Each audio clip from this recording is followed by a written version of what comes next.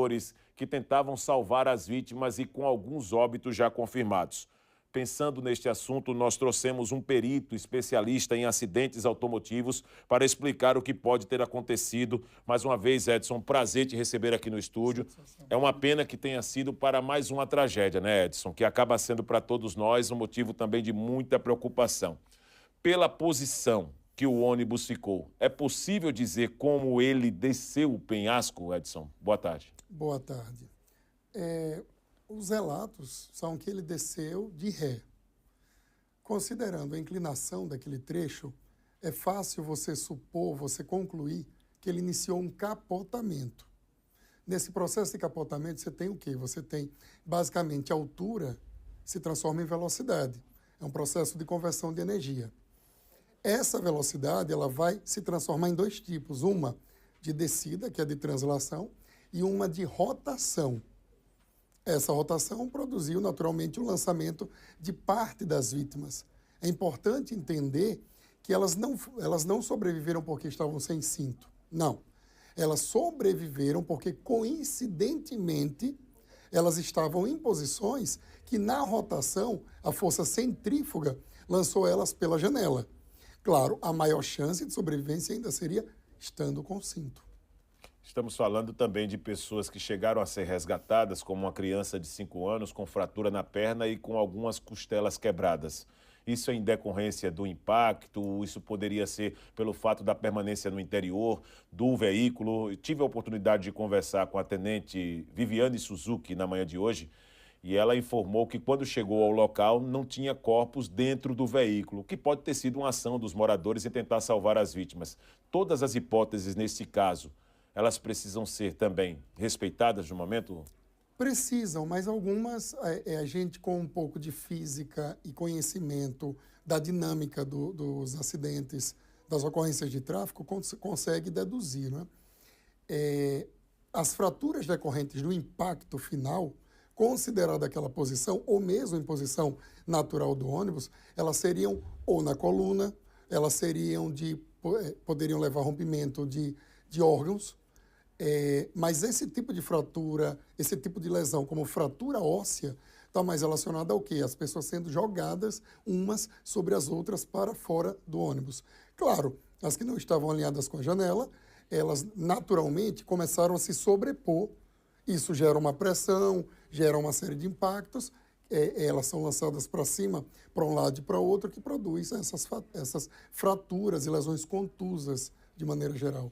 Estamos recebendo aqui no estúdio Edson Júnior, perito criminal com muita especialidade exatamente em casos trágicos, em fazer avaliações preliminares, embasado, claro, obviamente, através da ciência e com toda essa sua experiência que você adquiriu, Edson. Vamos falar um pouquinho também dos corpos, porque os corpos eles teriam sido, com análise técnica do processo, encontrados distantes do veículo, por exemplo. Então, a gente trata aí de uma altura de 85 metros, na vertical, no caso, né? A gente não está tratando da rampa de 110. Se você aproximar para 80, calculando a conversão de energia, aproximando a gravidade, isso é da ordem de 40 metros por segundo, se fosse uma queda vertical, ou 144 quilômetros por hora. Se fosse uma queda vertical, na qual toda a energia do campo gravitacional se transformasse em velocidade. Nesse caso, você tem que considerar que parte dessa energia se transformou em energia rotacional. O ônibus estava girando. Então, ele vai girar com uma velocidade considerável. A gente tem que entender o raio, a altura do ônibus, centro de massa, que precisaria analisar para calcular. Mas isso leva ao quê? Ao lançamento das vítimas pela janela, pelas janelas com uma velocidade grande. Essa velocidade de lançamento, se ela ocorre a 45 graus, o alcance é máximo. Então é possível você encontrar vítimas numa distância consideravelmente grande da trilha do trajeto do ônibus devido a essa conversão de energia. Agora, em cima dessa estimativa que você faz aqui, Edson, é importante colocar uma coisa que foi muito batida desde ontem. Muita gente já cravava o seguinte: se todos tivessem com cinto de segurança, poderíamos ter aqui vidas salvas. E todos nós sabemos que o cinto de segurança ele existe para isso, para salvar vidas. Mas nessa dinâmica que você presume aqui no programa com sua experiência, estaríamos falando em mais vidas salvas? Estaríamos. Claro, não tendo passageiros em pé, somente passageiros sentados e com cintos afivelados. Sim, estaríamos falando de uma quantidade muito maior de sobreviventes, uma quantidade consideravelmente menor, ou talvez até mesmo nem falaríamos de vítimas fatais no local. Algumas testemunhas passaram informações e nós estamos tentando tratar com muita cautela essas informações que chegam. Mas um dos relatos iniciais foi de que uma pessoa que estava no interior do veículo conseguiu sair. E em uma questão de segundos, a tragédia aconteceu. Teria, por exemplo, provocado esse espaço de saída, um motor naquele momento, uma redução naquele momento que permitiu a saída de um deles. E no caso do problema técnico, é embreagem, nós poderíamos dizer, foi freio, como muita gente tem comentado?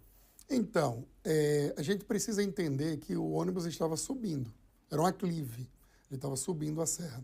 Se a gente considera que ele estava subindo a serra e que no movimento de descida o condutor tentou impedir a queda dele, a saída da rodovia, do leito carroçável, então a gente esbarra em uma questão simples. Se ele tivesse com a marcha engatada, o próprio sistema, o próprio motor poderia ajudar a segurá-lo ou pelo menos reduzir, impedir que ele ganhasse velocidade. Agora, se o motor não impediu que ele ganhasse velocidade, aí nós temos que admitir o que é a possibilidade dele ter a força dele neutralizada por qual sistema? A embreagem, que é hidráulica. Né? As especificações para ônibus escolares, existe uma tabela de especificação, ela trata de freio hidráulico, direção hidráulica assistida, né? E embreagem hidráulica. Então, eu não analisei o local, claro.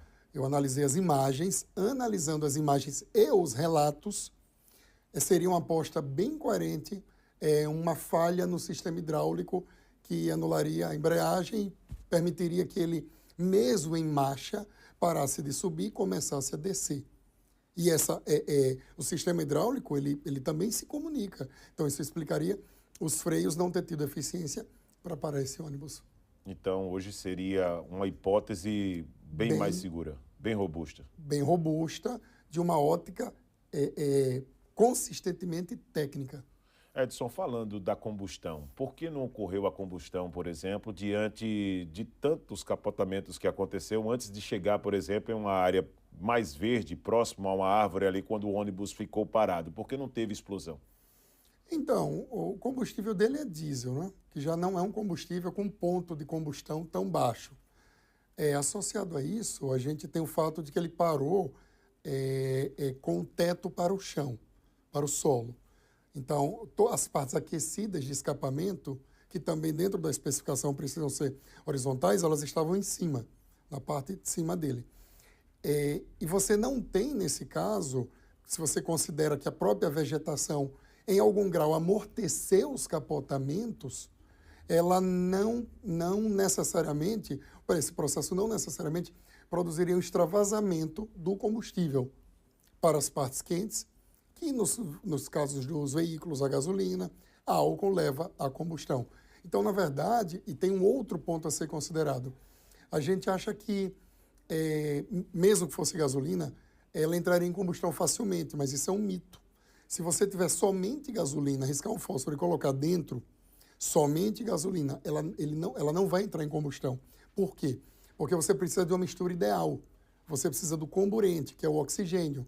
Então, você precisaria, por exemplo, tanques com gasolina mais vazios, eles possuem muito mais chance de explodir, de entrar em combustão, não necessariamente de explodir, do que os tanques cheios. E em se tratando de diesel, a chance reduz também consideravelmente. Então, não havia motivo para ocorrer essa combustão. Edson, falamos sobre algumas questões relacionadas a relatos sobre o acidente. e uma das testemunhas chegando, inclusive, até a afirmar que uma tentativa de movimentação do volante naquele momento é uma prática recorrente de direção defensiva para casos como esse, poderia mudar o rumo, de repente uma tentativa de encostar em uma árvore e fazer com que o ônibus não descesse, são hipóteses que podem ser trabalhadas também com essa perspectiva? São, mas a gente precisa entender que naquele ponto as chances eram mínimas, considerando a altura da vegetação marginal, a, a morfologia da via e a altitude que a gente está tratando ali, não é? Então, as chances eram mínimas. Eu acredito que eu falei em uma outra conversa com você sobre os 3 fatores principais, fator via, fator humano e fator máquina. Em todos os relatos, a gente não houve nada que sugira o fator humano. A gente não tem nas imagens uma percepção da contribuição da via. Então, isso aponta, de fato, para a possibilidade da causa determinante ter sido o fator máquina. Agora, eu assisti a entrevista do delegado, um delegado, inclusive, muito competente, sobre a questão dos relatórios de revisão. Mas a gente está tratando de um intervalo de 6 meses. Na verdade, a gente não sabe quando foi a última revisão. A gente não sabe a natureza dessa revisão. Então, a gente sabe que, com o uso, os sistemas de segurança de um veículo, eles vão deteriorar. Então, o sistema hidráulico, por exemplo, ele trata de borracha, ele trata de dutos de borracha pelos quais o óleo hidráulico, o fluido hidráulico passa. Esse mesmo fluido que ele vai agir fazendo a direção funcionar, fazendo a embreagem funcionar, fazendo o freio funcionar.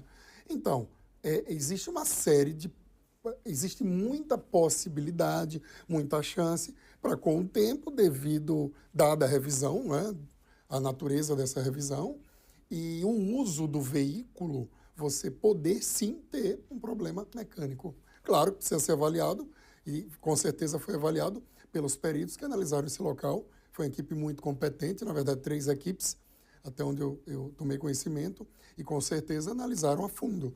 Mas precisa se esgotar essas possibilidades, até porque existem avarias produzidas pelo próprio capotamento. E aí ia ser uma questão que é muito importante você ter tocado isso, porque já iria engatar uma próxima pergunta nesse quesito, Edson. Quando estamos falando de tragédias aéreas, um dos primeiros pontos que se pergunta é: a caixa preta está intacta? Perfeito. Nessas etapas de investigações, é claro que no ônibus nós não estamos falando de caixa preta, mas o que será observado? E essa dinâmica que o ônibus fez até parar nesse local de mata que nós estamos mostrando no vídeo, pode ter também mudado um pouco as evidências daquilo que tenha provocado, de fato, no lado mecânico, esse acidente? Sim. Provavelmente modificou, produziu novos vestígios, novas avarias. Mas, enquanto perito, nós não analisamos somente as avarias finais. A gente precisa produzir um diálogo entre todos os vestígios, inclusive vestígios que podem se encontrar na parte de cima, onde ocorreu o escape desse ônibus. Então, a gente consegue diferenciar nesse processo de capotamento, reconstruindo ele, a produção de novas avarias. Nesse processo de capotamento, por exemplo, você pode ter avarias nos pneus, você vai ter avarias nas laterais, você vai ter avarias no teto, você pode ter avaria em eixo, mas dificilmente você vai ter avarias, alterações relevantes na parte hidráulica, por exemplo, desse veículo, que seria uma hipótese coerente de longe, né, para a causa determinante desse fato. Edson, eu gostaria de agradecer demais a sua participação. Esperávamos te receber em um outro momento, mas quando estamos falando de tragédia, sei que faz parte da sua função como perito criminal. Muito obrigado pela sua contribuição. E agora, o período das investigações e também a elucidação desse caso, com a dinâmica, por exemplo, do acidente, nós ficaremos aguardando aqui para trazê-lo, quem sabe, em breve, para poder falar mais tecnicamente conosco. Ok, muito obrigado. Aproveito para demonstrar minha solidariedade, né? Não só às vítimas, aos familiares, mas a todos nós que temos que lidar com um fato tão triste, né? E estou à disposição. Sei disso. Edson, muito obrigado pela sua participação. Volte em breve aqui ao programa. Nós vamos agora ao seguinte, tá? Aqui na câmera 1 nós vamos a um rápido